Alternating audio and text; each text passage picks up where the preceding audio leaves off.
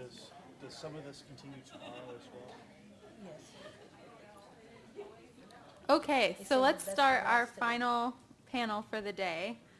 Veteran success stories, winning strategies for making the transition to civilian employment. We have three incredible people here who have agreed to tell their stories today. Participated in an IVMF or Bob Woodruff Foundation program. They're going to tell their own story, so I'm going to hold the bios.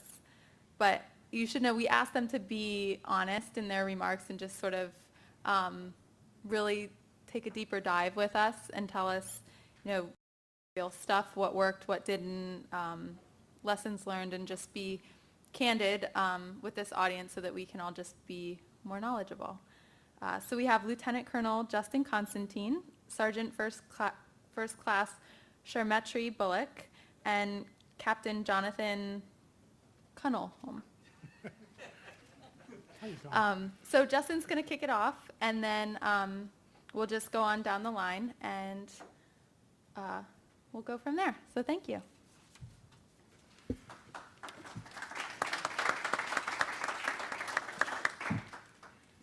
I'm just trying to talk from up here because it's a little bit easier for me. And I'm going to talk kind of quickly because I don't want to encroach on other people's time. And I wrote out a bunch of stuff I want to go over with all of you.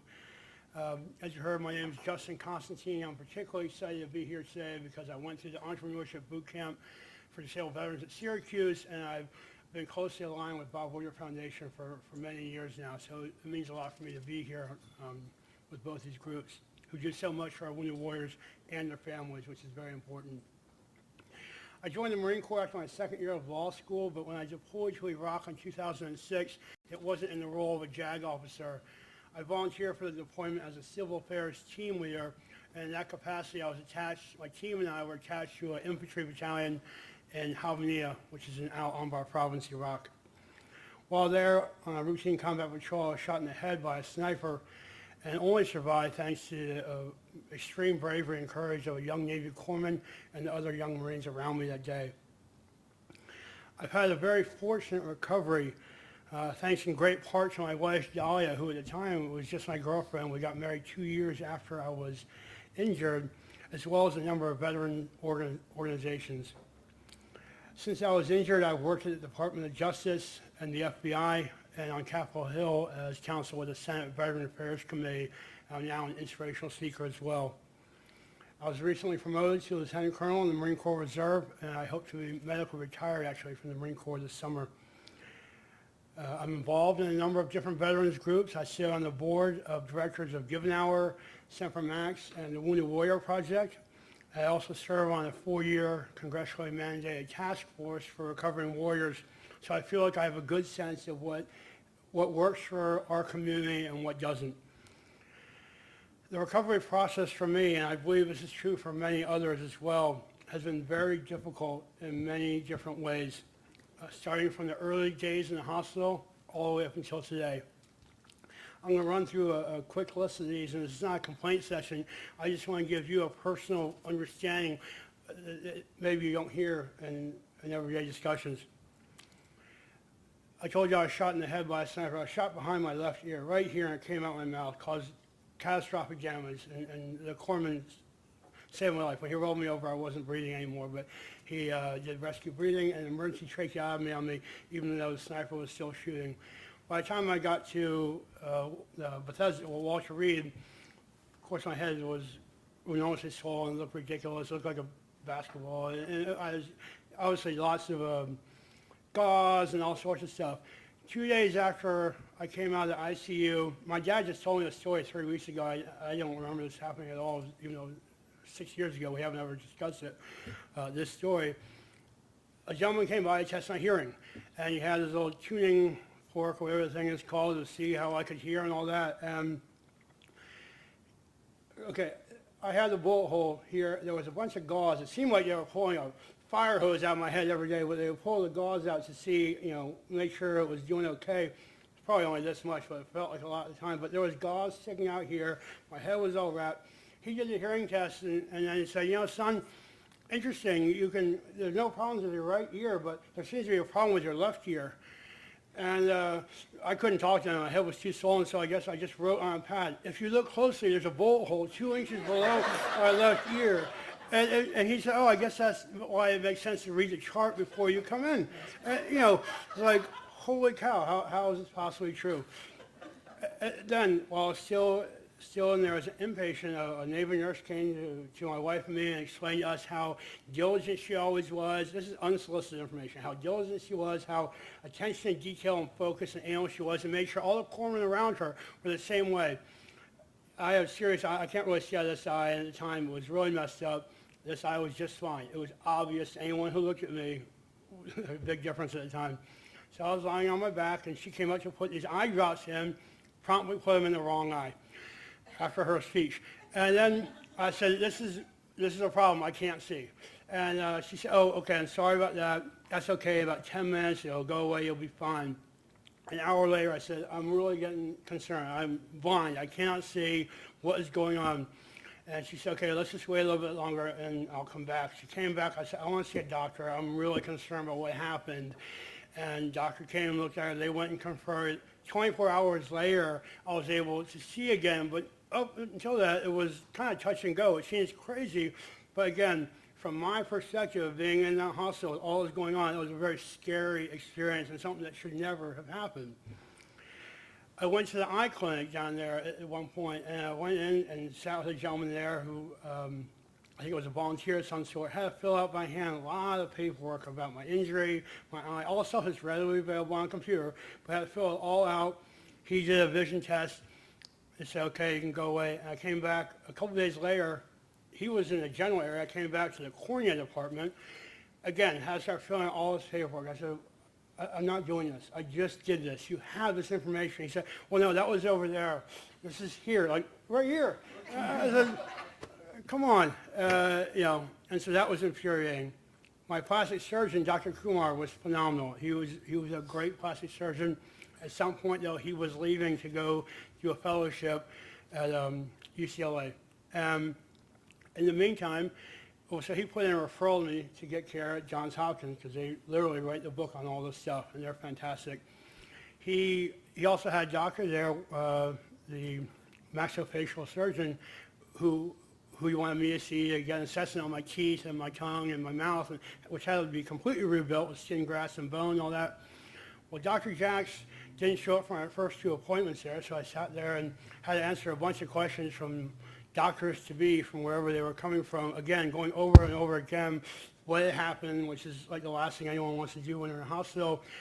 And he showed up for the 3rd appointment, and then the eye surgeons told me, be careful, Dr. Jacks doesn't like any other surgeons in there when he's doing his surgery, which I thought was crazy because I wanted everyone in there to see what was going on all the time, like they do at Johns Hopkins and probably every other hospital. And so I said, well, I'm going to take Dr. Kumar up on his offer to go to Johns Hopkins and met with them, and that's where I started going. Dr. Jacks thought it was a good idea to call my cell phone and leave a message on there telling me he didn't understand why I want a second opinion from Johns Hopkins and I need to hurry up and get back in. He could do that next surgery. And I was thinking, next surgery, I have 10 more surgeries from you. This is not a one-shot deal. So again, it was just another example of just not great care. I was never assessed for whether or not I had traumatic brain injury, even though I obviously suffered a penetrating head wound. I didn't get that until I requested it in 2010. And then I left as an inpatient. I was only there for 5 weeks. I was able to go home pretty quickly, which was great, because that's when you still really start getting better, is when you're out of the hospital and can walk around and all that. Dario had learned how to do a lot of stuff I needed, like cleaning my mouth, which is so important because I had this skin graft and all this. And they used this thing, it was like a lollipop. It's just a stick with a sponge on the end to clean all that junk. It's amazing what your body can produce when it needs to. But they don't, Dr. Kumar tried to get them to special order them for me off of the supply list, but he couldn't do that. And they only keep them in there for inpatients. So while I was there in the hospital, there was no problem. So we had to, fortunately, we lived not too far from here. We'd go up there, and go find a nurse that we knew and say, hey, can you go in that closet, get us those lollipop things? And she would go do it, give us a handful, and we'd run away before anyone said anything. 2 weeks later, come back saying, okay, we're out again. And finally, it got to the point where we didn't know those people there anymore. And they're like, yeah, okay, you're creepy, and you're not going to keep giving you this stuff. But it was tragic. I couldn't believe it was happening at the flagship hospital for us. We couldn't get the basic supplies, and that's the difference between being outpatient and inpatient. It was readily apparent. Same with the case manager. My first case manager got fired, not just because of me, but she couldn't, I guess I have a hard first name. I didn't know that. She could never learn it or pronounce it, and she would never call me on my phone. We had cell phones. She would call on the house phone, which we never used. My next case manager was fantastic, which has been a huge difference in the quality of care. And I've seen that time and time again. A lot of times it comes down to that case manager who you may or may not be lucky enough to have on your team. Also, TRICARE was quite a big issue. I was, getting care at Johns Hopkins, so TRICARE was paying for that. They would approve my surgery. I would go get it all lined up, and time again, get a frantic phone call from Johns Hopkins the day before the surgery. Getting surgery is a big deal. These are major surgeries, so going under anesthesia. It was a big deal for me, but also for my wife. She get worked up because she's so concerned, and then you get a call last second saying, you're not covered. TRICARE is not going to pay it. And so we had to call her and say, what are you talking about? This has been on the books for 3 months. You got to pay it. I don't really understand all the issues. Fortunately, I have met someone from TRICARE when I was on Capitol Hill, so I was able to call her, and she goes through that. Once I got to a person, they took care of it, no problem. But there was this huge disconnect where I was getting calls from debt collection agencies saying, you owe $25,000 because of this surgery, where obviously I'm not going to come up with that kind of money, and that was ridiculous. And I couldn't help thinking I'm not the only one who's going through this, but I might be the only one who lives in D.C. and happens to know someone from TRICARE. That's another common issue I saw many times over, is I had it a lot easier, I think, because I was an officer, I was a major at the time, and had a lot more resources that Lance Corporal Constantine would have had out there across the country. I also, even within the Wounded Warrior Regiment, I'm not going to go into much detail here, but faced a little bit of resistance from some of the civilian employees there, making comments about how generous the government's been in paying for my surgeries and something along those lines, which I thought was completely inappropriate, but that didn't bother anyone down there. And finally, there's a lot of ambiguity in the medical retirement system, and all of you who work in this field understand that. As a wounded warrior, I'm on the verge of being medically retired, but I never know, no matter how many different people I talk to, how much I will get if I'm medically retired, when it will kick in, what are the chances of me being medically retired, how it works. It's a different answer from a different person every time. And that's a big problem for so many, not so much me, but for the younger guys who they're going to be counting on that as soon as they're eligible for it.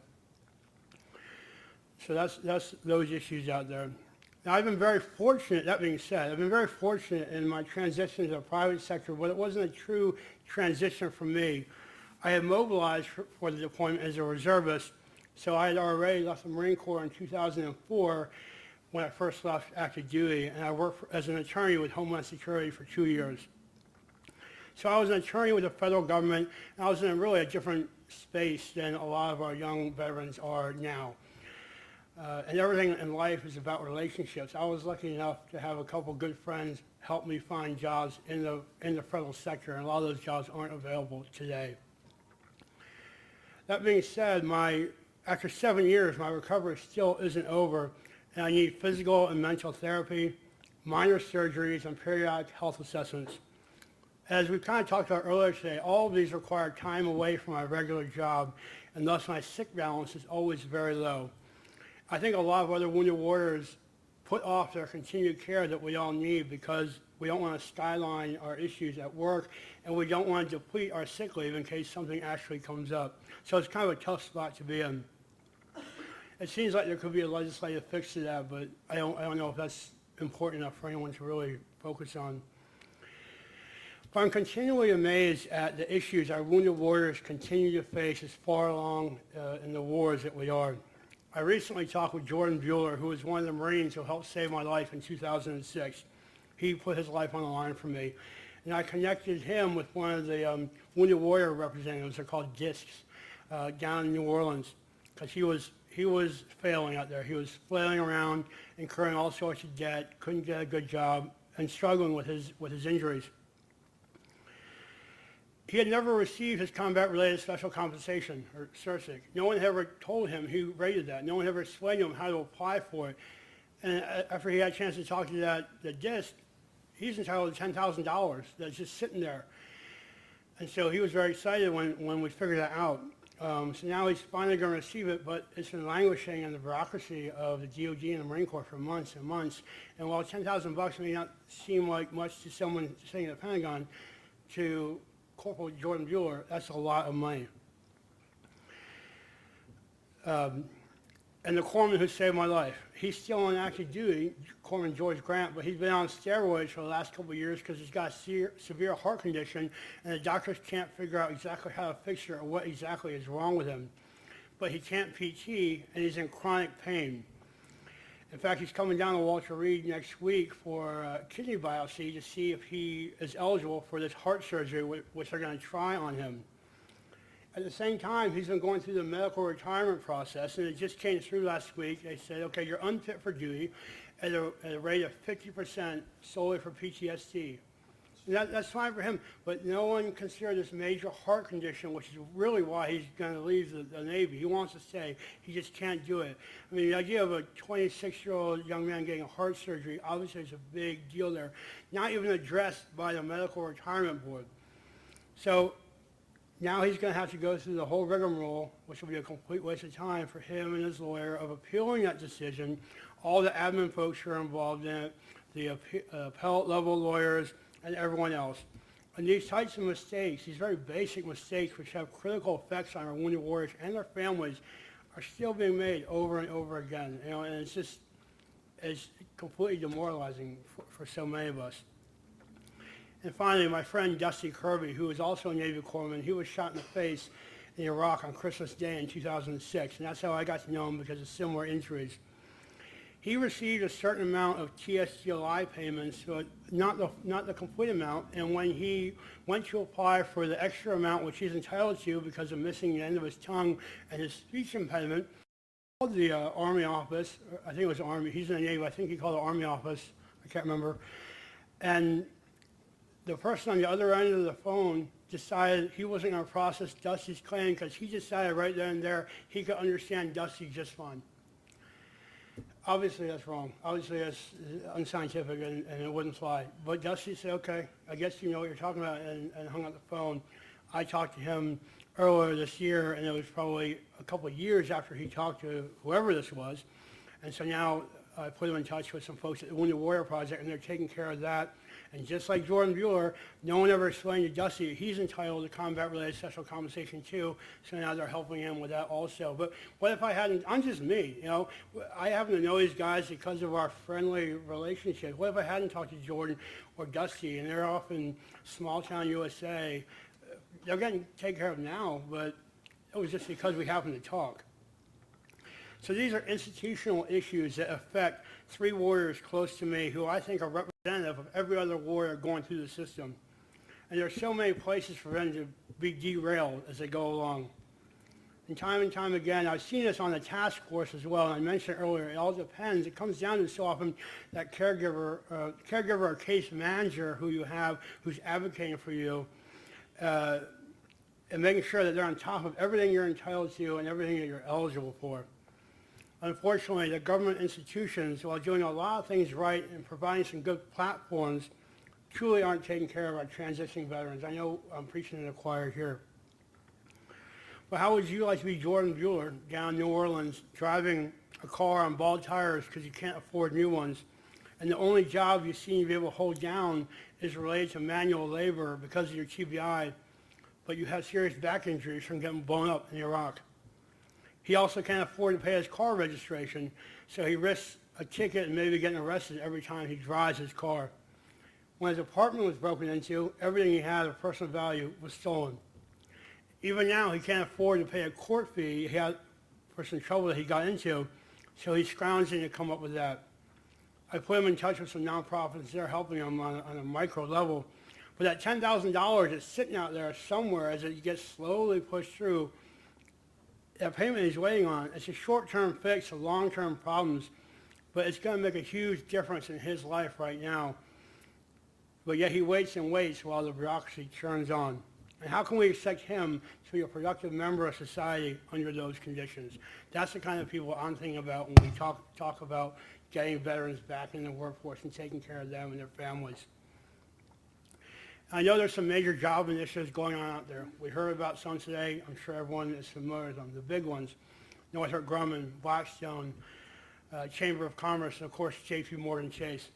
Of course, I think that's fantastic. I think I also work with a number of individual corporations that have their own individual veteran hiring initiatives. And yes, our young veterans bring a lot to the table and want to be contributing members of the workforce. But as we discussed earlier, I hope the corporations realize there's a lot more to this, a lot more to this whole undertaking than just the hiring process. That's step one. We talked about this earlier, and I think they talked about the onboarding, and that's critical. Because veterans aren't used to working in a corporate environment, especially those who enter the military straight after high school, and this is their first foray into the private sector. Just like they have close supervision in the military, they'll need help at work too. For instance, at my job, it's a secured office, and so it's a skiff, and it's a cubicle farm. It's just 30 or 40 cubicles, one after another. With PTSD and TBI, it can be hard to focus there and stay on task because everyone's talking to each other. There's a lot of information getting tossed around. And I imagine many younger veterans face the same challenges as I do, as well as not understanding corporate culture and identifying someone they can turn to when they have these issues. We've heard talk about a mentor, and mentoring is important, and I agree. We're not looking for hand-holding. We're just looking for a good mentor and people with a holistic understanding of what we need to succeed and thrive in this new business environment. It's hard to imagine what life would be like for so many of our wounded warriors and their families if it weren't for nonprofit organizations like the Bob Woodruff Foundation, and others out there. IVMF is doing a great job of highlighting some of the major issues out there and encouraging the bigger groups to come together to focus on a well-needed national strategy. I've been very fortunate in my recovery and transition, but that is despite the systems that are in place, not because of them. And so many others that I've known and so many others who I have yet to meet have had very different and unfortunate experiences. Thank you.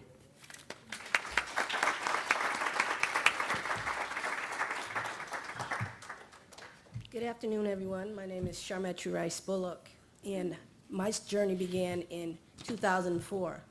I was injured during deployment training and also re-injured while I was helping to unload heavy supplies from a supply truck. My injury occurred was spinal injury. Since that time, I've had surgery that required removing of some of my spine and adding cadabra bones in there with hardware and screws to, make me functional. I like to say, as far as my transition, it was really difficult for me in the beginning. I actually was on my road, on my career path to becoming an RN.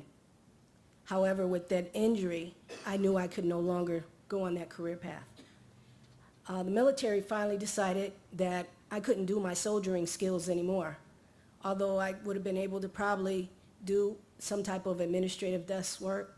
I was not able to carry the rucksack, run the 2 miles, or carry the weapon to fire. They decided to medically retire me at that time, and I was in a place of, where do I go from here? What do I do? Unfortunately, during that time, there was no transition process. When you were released, you were released, and you were released back into your community. Well, there's a lot of wounded warriors out there that are released, but they don't have any direction of where to go. And fortunately for me, my AW2 advocate introduced me to a career specialist by the name of Mr. Dwayne Beeson. It was during that time that Mr. Beeson contacted me in regards to hopefully getting me interested in going another direction. Now, we talk about the physical wounds that you can see, but there's also underlying wounds that you can't see. A lot of military personnel suffer with TBIs or PTSD. And because of those injuries, you're kind of limited in your own mind on what you can do. But it always takes another hero for a warrior to help them and encourage them to get back up and get back in the race. Mr. Beeson was very instrumental of helping me to get back into school. Now, I had to think about, was that something I wanted to do at that point in my life, was to go back to school, because in a sense, my dreams were gone. I was no longer identified as Sergeant First Class Bullock, who was a leader of soldiers, and I was no longer on that career path of becoming the person that helped others when they're ill. I found myself on the other side of the table. During our conversation, Mr. Beeson actually, asked me, where do you see yourself 5 years from now? I couldn't even think that far ahead because I was too busy focusing on where I was. Well, after enough conversation, we spoke about where I could go with the abilities I did have. I decided I wanted to be the individual that still helped people, but I wanted to be on the other side of the table. I went back to school and earned my degree in social work. And I also got a master's degree in health and wellness and counseling. This degree from Fayetteville State University and Liberty University allowed me to not only assist others, but because of my path that I had walked down, I understood where they were coming from. A lot of times when we talk about helping wounded warriors transition, we forget the personal piece, which is very important. And I've heard that over and over today, and I want to thank you for those that did mention that. There was a time where I went in to decide, well, maybe I need to just try to find some type of work. You know, a job is good to have when the money's low and things, but then there comes a point, is this what I really want to do with my life? The decision for me to go ahead and go back to school was a positive one. Mind you, I hadn't been to school in in a while, so I had to go through all of the red tape process of getting back enrolled in school, making sure that I was identified as a wounded warrior, getting enrolled into a special population group. So if I was having a day where I couldn't go to class, I would be able to have a written excuse from the individuals that notify the professors and say, you know, Sharmetry's not going to be able to go to class today. But it was understood that she still wanted to successfully go down that career goal path. Well, fast forward 2 years later, I graduated. I graduated with honors, and I was a new social work. Well, I was out there now with a degree. Now where do I go from here? It was then I found out there was a available opening in the agency that assisted me to go through. I became a career specialist at that point. In the beginning, I was a little concerned about, you know, do I have the ability or do I have the courage to sit down and talk to others? And after that first meeting with my first wounded warrior met, I found out that I did, because I was able to understand the path that they were going through. I was able to understand that, you know, today I'm not feeling well, but that's okay. I was gonna meet that individual where they were at. And it's not always up front where people are able to jump right into work, maybe because of family situations. A lot of people going through their medical health, and believe it or not, a lot of wounded warriors go through divorce and separation at high rates because of their illnesses. But with me being on the other side now, I was able to effectively understand the process. And I also sat down with the individuals to help them understand I'm here, right here with you. And I believe that makes a big difference, becoming someone that can assist others the way you were assisted. It's very good for nonprofit organizations to come out and say, we got jobs here for individuals, but it's awesome when you have someone in there that understands that road that you have to travel to get to where I am today speaking before you. And I'd just like to thank each and every one of you for coming out and listen, you know, to us as warriors. A lot of times you learn through the statistics, and you learn through the data, you learn through, well, this is the way our program is running. But to get to the real heart of thing and the real heart of people is understanding that we are people, and we still need that human touch. And thank you very much.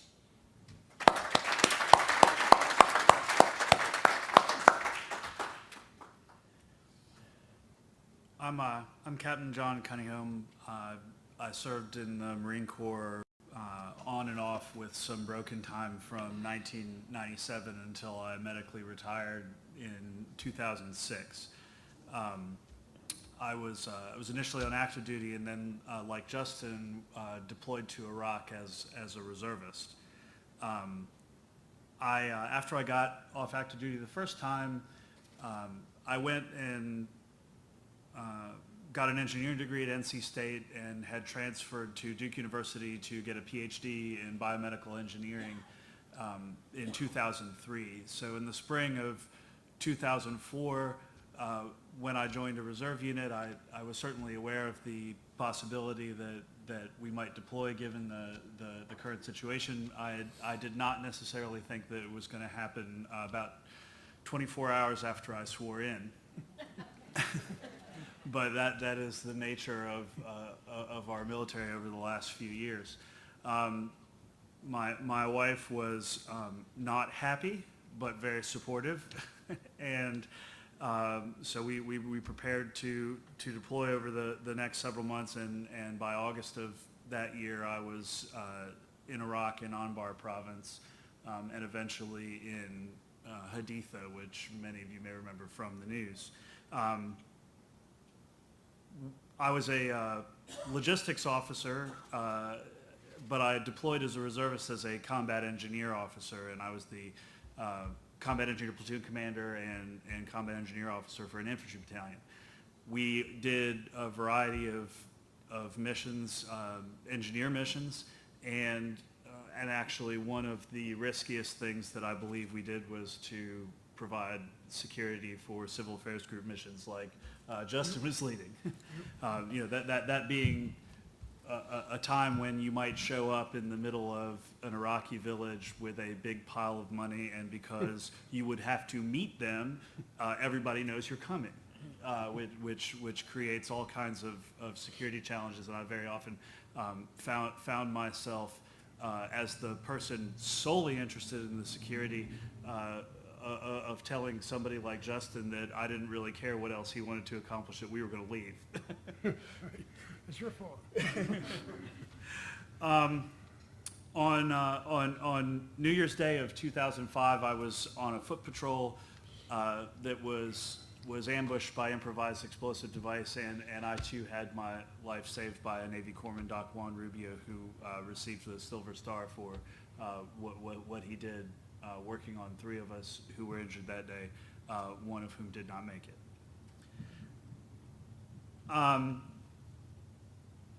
I then began the planes and trains and automobiles trip back to the United States that all of us were involved in, encountering along the way a Army lieutenant. This is not a slight on the Army. It's just a reflection on how much larger it is, and sometimes the almost annoying attention that the Marine Corps takes on doing things the way that we do things. But I think it might have been the third, or I was met at every step of the way by a Marine. Every time we moved from one building to another, vehicle to another, there was a Marine standing there telling me that he was our liaison there, and he was there to take care of me, asking me if there was anything that I needed. And I think it was about the third time that one of the sergeants visited my room that he turned over to the Army lieutenant who was sitting there and said, "Hey, sir, do you need anything?" Because nobody had come to visit him. And and so as soon as I could do it, I took my IV and wheeled it down to the Burger King in Longstool so that I could have a Whopper. So I won't belabor all this. I do want to say that because of the emphasis that Justin put on a lot of the hospital stuff, I just want to say that I experienced very many of those things and saw very many people who experienced very many of those same things. And those experiences that Justin described are typical, and I've had several of them myself. As an example, and this was most important to me, when I showed up at the Naval Hospital at Bethesda, I again was not typical as an officer who also happened at the time to be married to a doctor who was a medical resident at the time. And one of my good running buddies had gone to medical school with my wife, and he happened to be doing a rotation with a reconstructive surgeon who was board certified in both orthopedics and plastics. And so when the hospital at Bethesda told me that I was going to lose my elbow, my family would hear nothing of that and immediately called everybody that they knew to get a second opinion. And I owe the fact that I still have my elbow to Dr. Scott Levin, then of Duke University, now chairman of orthopedics at Penn, who said over the phone that he would transfer my entire left latissimus dorsi muscle to my elbow to provide enough tissue to save that joint. I had absolutely no idea at the time how crucial that was because of frankly how awful prosthetic arms are, and every joint that you can retain that provides some function is absolutely key. I also only found out recently when my mother was telling me there's a little bit of fog of morphine and such that occurs, that in order to have that transfer occur, my family had to agree that if the surgery that Dr. Levin proposed was unsuccessful and they amputated my elbow anyway, that we would pay for everything ourselves.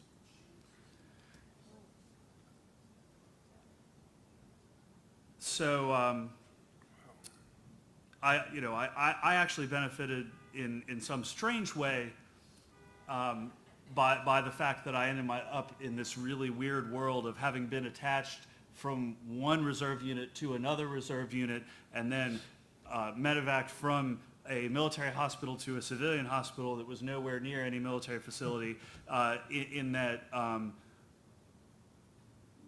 2 weeks after Dr. Levin did that surgery on me, I was discharged on convalescent leave and found myself at home, which, had I been in a military facility, I would still be in the hospital. And that actually caused me some trouble later, because if they had kept me in the hospital for about 6 hours longer, it would have meant another $50,000 of compensation because of the way some of these regulations work.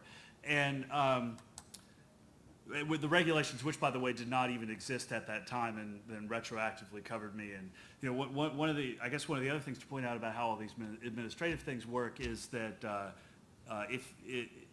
if you are fortunate enough to understand it all and take enough of an interest in it, you can basically become a jailhouse lawyer trying to understand and take care of all this stuff, because unfortunately in many cases nobody is looking out for you.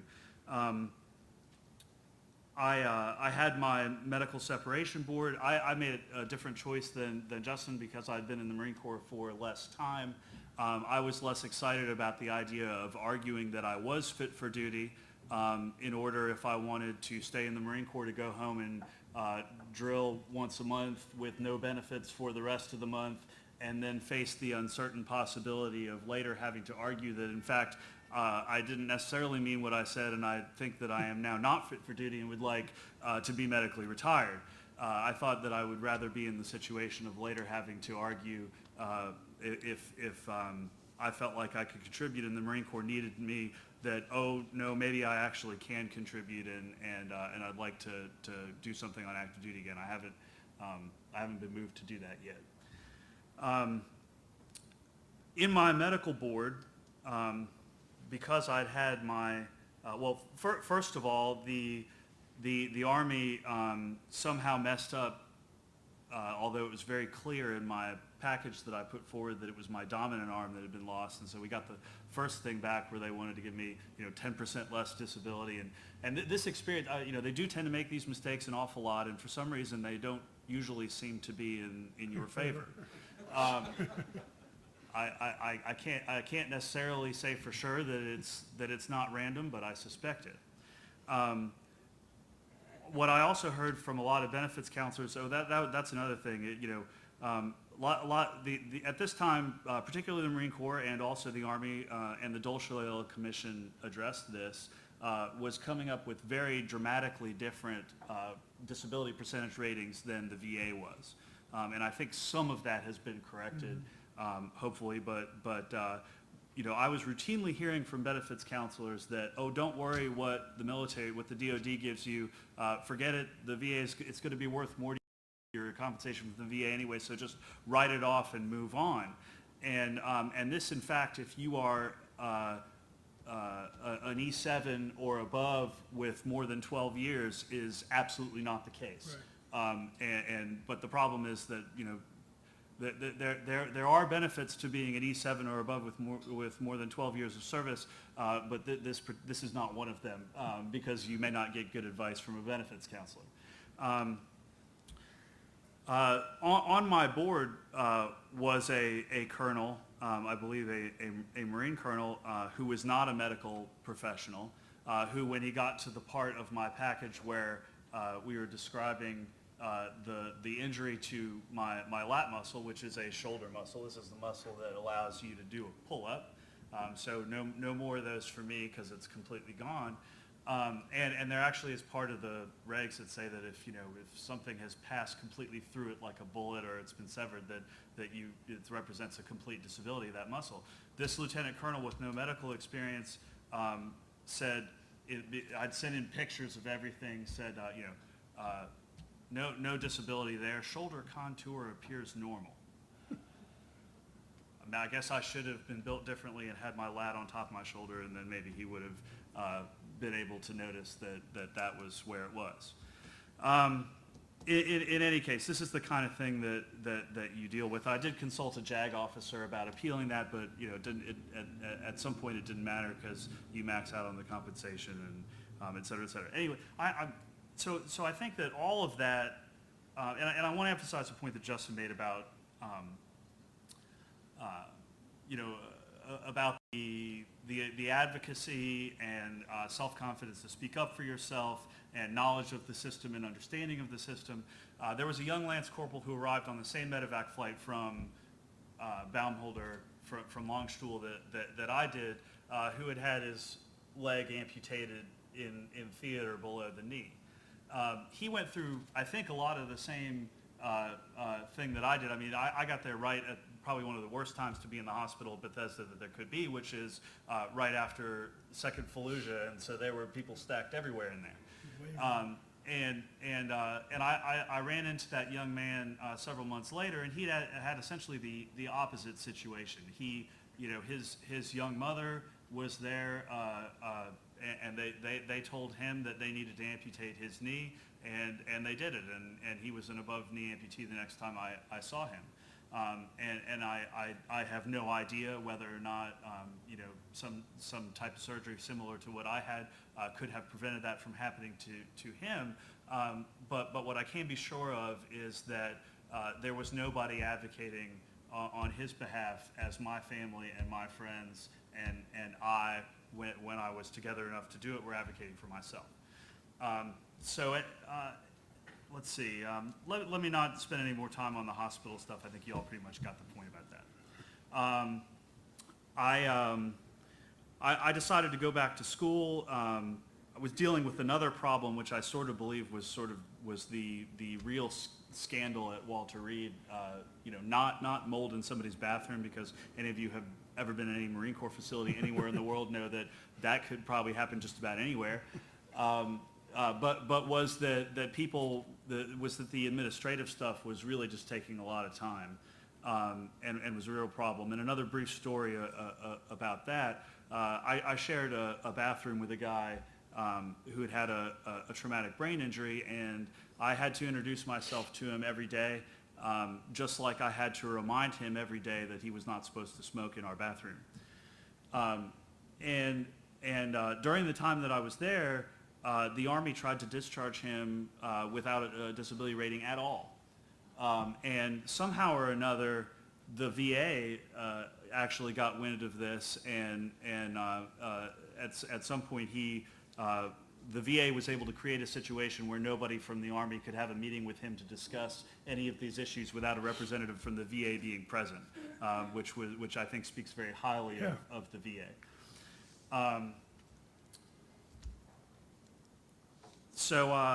My out processing took a long time. Fortunately, because I was in this weird situation where I was with a reserve unit and did not fortunately end up in some sort of medical holding company drinking beer and playing video games, I got myself attached TDY to the ROTC unit at Duke, and basically while I was waiting for all of the paperwork to come through, I pretty much started behaving like I was back in school, although I didn't register and didn't start getting my graduate stipend again, because you can imagine what kind of awfulness double dipping like that would have caused. So by the time they figured everything out, by January 2007, I was back in school, and I went to see my advisor, and I said, listen, I was thinking that I might want to study prosthetic arms, and his response was, well, we're a controls lab, and I thought you were going to say something like that, and yeah, sure, we can take care of that, and it was another very long process to try to get involved with some of the more interesting research that was going on in prosthetic arms. Some of you have probably heard me talk about this stuff before, and I won't spend too much time talking about it now, except to say that my main professional purpose in life now, besides advocating for military and particularly arm amputee patients in general, is to try to fix the state of prosthetic arms. And unfortunately, despite the great advances that have been made by some of these projects, despite the fact that we have over the last decade invested close to $200 million in advanced prosthetic arm research, we do not yet have a single new device that's been introduced to the market as a result. Not one. And the reason I'm not wearing one today is actually because I'm actually in the middle. I had surgery over Christmas to finally get rid of some of my back that was still hanging off of my elbow, and the new arm that I got gave me a horrendous blister a couple days ago. So that's what you get. I mean, obviously, I'm not your typical Marine who's been injured in this conflict. As an engineer, I've basically been given kind of the gift of a problem that is truly worth working on and truly worth solving.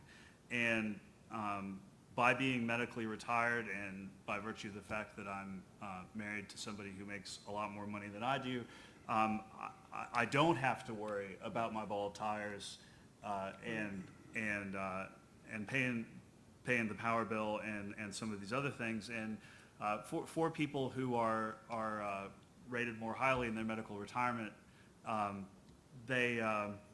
you have the freedom to pursue something risky like entrepreneurship. And I've had the good fortune to be involved with the EBV, and I have taken advantage of both the GI Bill and VA vocational rehab programs in my recovery. I will say that my experience with the VA on the medical side has in general been very good, except I asked for this surgery that I wanted to have, and I think they made an appointment for me to even discuss it like 6 months out. And meanwhile, I went through TRICARE, and by paying a little bit of deductible, I had it done before the VA even saw me for the evaluation. So there are things that are worth, it's certainly good to have both cards. There are a number of, on the vocational rehab side, I think the VA is not as creative as organizations like EBV are. They tend to really like putting you in a particular program to get a particular degree to get a particular job. And if you tell them that you want to start a business and you want to do something that's a little bit crazy, they are not generally all that receptive to it. I have managed to do most of what I'm interested in doing because the VA, people at the VA helped me figure out some goals that could be described as more aligned with getting a particular certification or degree in order to achieve what I wanted to, and so that's pretty much where we've gone with that. Challenges that are associated with any of these things, and I think this applies to anybody. I mean, I actually just with the so since I've been heard, I should say that I started a nonprofit called the Open Prosthetics Project to try to advocate for patients, give them a place to discuss these issues and try to help solve them on their own. I've started this business called Stumpworks with the help of EBV. It's been a real hard row to hoe to get government funding. The sequester certainly put a torpedo in that. The office at DARPA that I was applying to still has no open BAA because of the sequester. I'm trying to get some funding from the Army now. I was very fortunate through the Bob Woodruff Foundation donation to EBV. I won the business plan competition last year, and I have a small amount of money that will at least get me started on setting up a workshop. I actually haven't spent that yet because there's a pretty good chance that I'll be moving this summer, and I'd rather set up the workshop after I move. So, but challenges associated with making a big change, getting a new job, these kind of things. When you are essentially retired, you do have the temptation to just say, that's it, I'm done, I'm going to go fishing. And I think that as a result of my nonprofit work, I sit now on the National Council on Disability, which is an agency level, very small council that mostly advocates and produces research.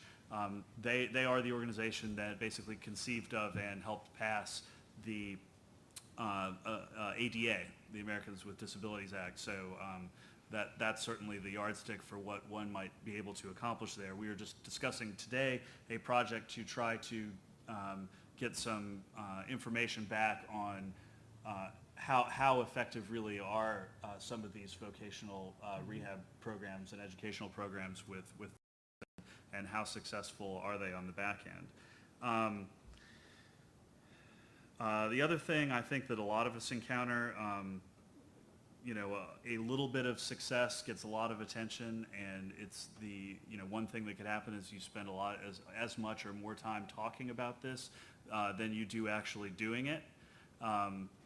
It's a double-edged sword. It's certainly great to help inform people about what's going on, but at the same time, I think that this kind of rock star attention, for lack of a better word, may not always do the things you want it to do. When guys at Walter Reed and Bethesda can almost have fatigue getting hauled around to NASCAR and other ball games and the like. Let's see, I guess that pretty much wraps it up. I'm sure you all have some specific questions for all of us, and there are probably things that we didn't put as much emphasis on that you all would like to discuss. So let's go ahead and open up for questions from everybody. So why don't we do this? I'm going to throw an audible. All three of our panelists are actually going to stick around during the reception. So just because of time, why don't we hold questions now, and we can thank our panelists, and then if you have specific questions, please come up to the reception right after Anne Marie closes out, and you can feel free to speak with all of them there. So we give them a round of applause.